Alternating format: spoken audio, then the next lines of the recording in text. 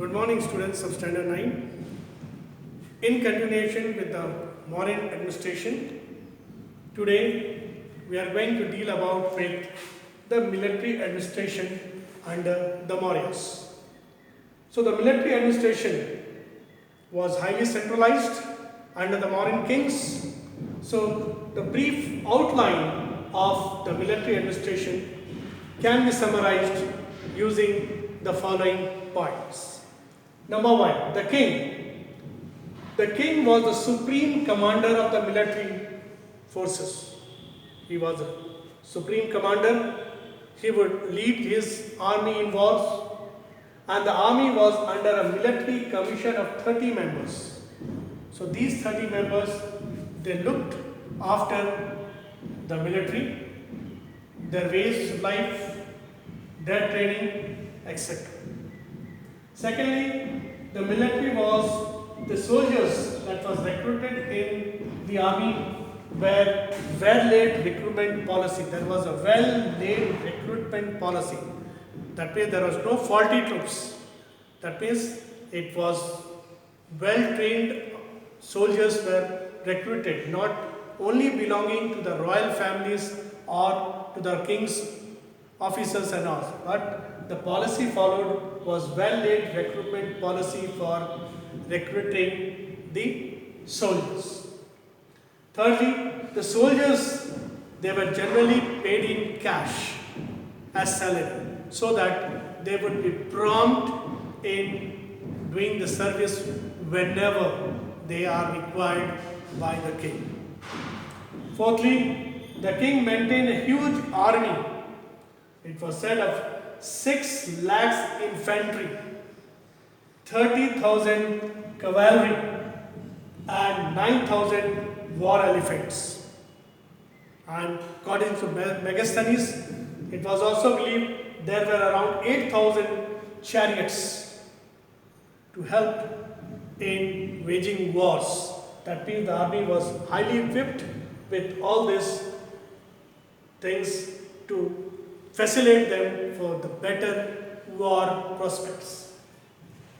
Now the chief weapons used in those times were the bows and arrows, shields, armors, and sword. They were the chief weapons used during the Mauryan period for fighting with the enemies. The king was also very conscious for the safety of the people, and therefore he built forts at strategic points for the safety of his people. So different forts were built at strategic points where the soldiers were kept intact.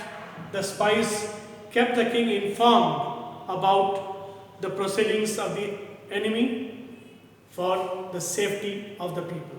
In short, we can say the military administration of the Mauryas were highly centralized, and they performed in a very distinct manner to safeguard its subject. Now, what about the revenue system? Next, we come up with the revenue system under the Mauryas.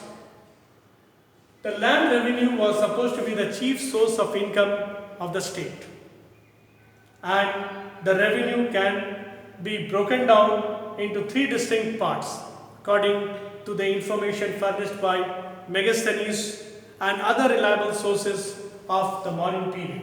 That means the revenue was collected in form of Sita Kar. Kar generally means a tax, and it was collected directly by the state. The Sita Kar was directly collected by the state. The next tax was Bhag, or called the Bhag. It was derived from the produce of the land and was generally from 1/6 to 1/4 of the total produce. That was Bhag. Apart from that, Megasthenes also mentioned a special tax known as Bali was also charged, which was supposed to be the religious tribute. The Bali was a tax for the religious tribute. So the land revenue system was there under the Mauryas. Then the toll tax. The toll tax was also collected. What is toll tax? That means the materials or the goods that was brought from outside to inside, they had to pay a special tax that is called the toll tax. The toll tax was also collected by the Mauryan kings. Then the taxes were also levied for the mines and the forest. The taxes also came from the mines and the forest to the king directly. Now, what did the king do?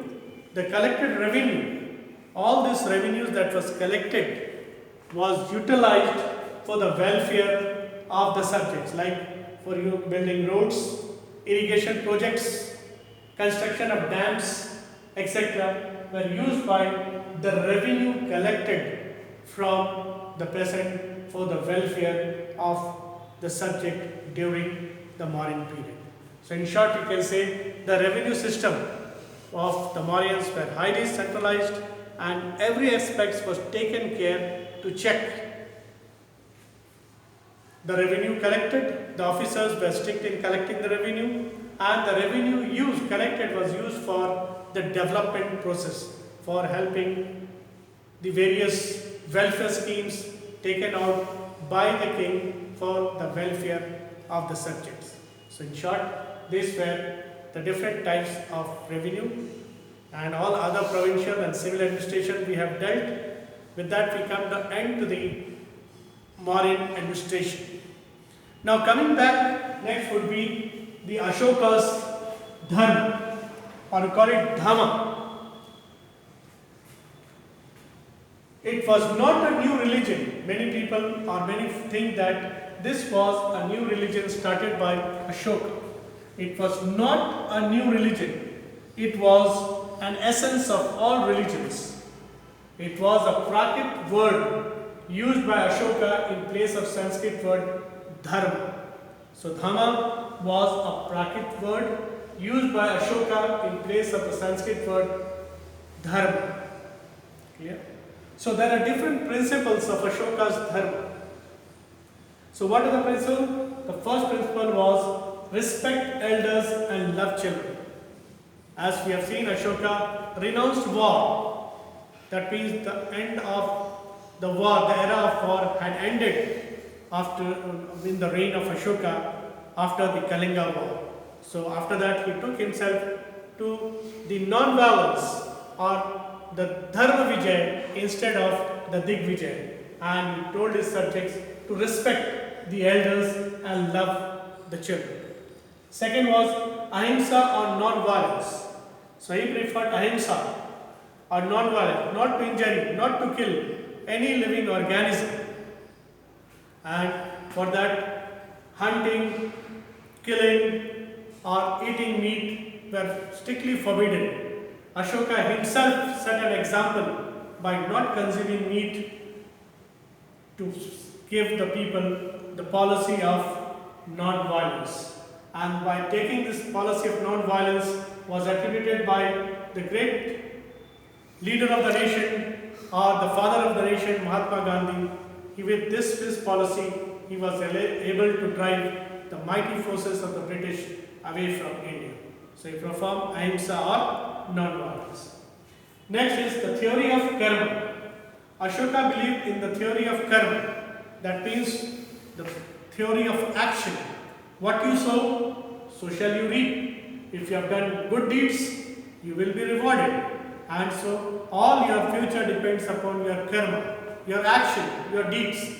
So not by being royal, but by the karma, by the action, what you do. That's why it is said, as you sow, so shall you reap. If you have done good deeds, you will be rewarded. If you have done bad deeds, you will be punished. So believed in the karma theory.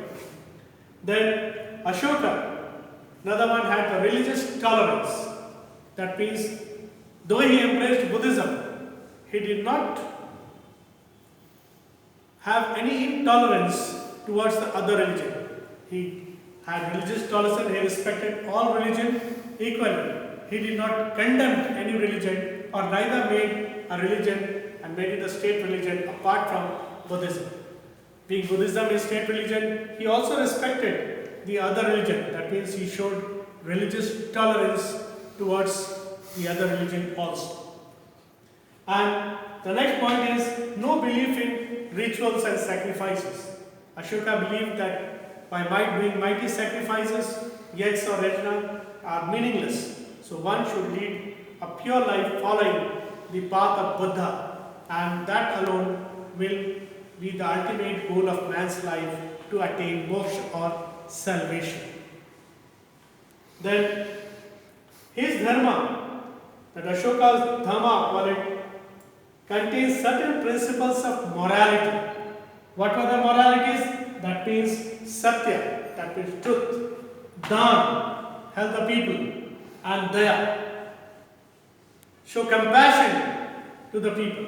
So his principles mainly consist of the moral values or the morality of satya, dhan, and daya.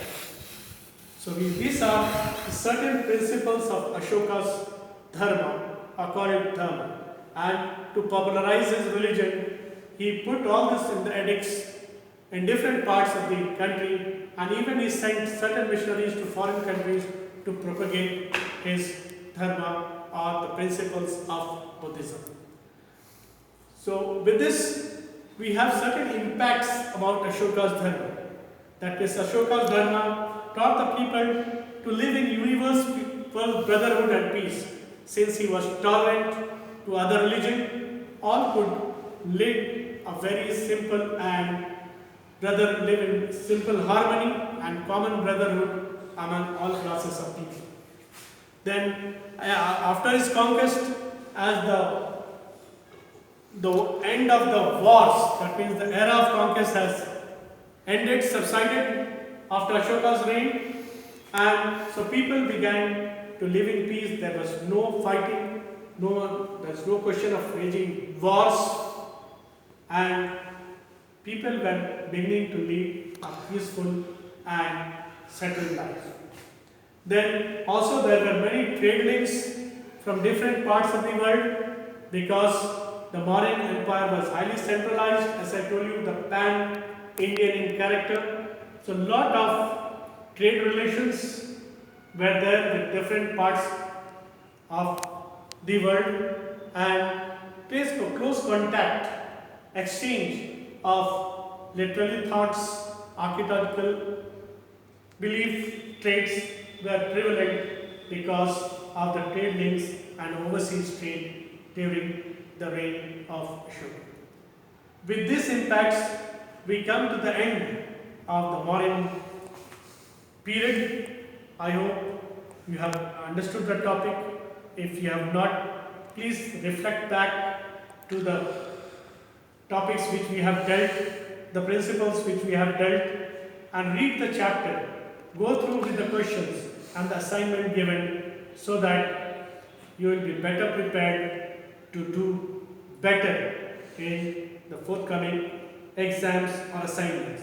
Now, according to the council norms, your syllabus has been reduced, and what I am taking around is exactly according to the new syllabus or norms that has been certified by the council. So please go through the topics, read and revise. If you have any doubt, you can contact. Till then, be safe. God bless you.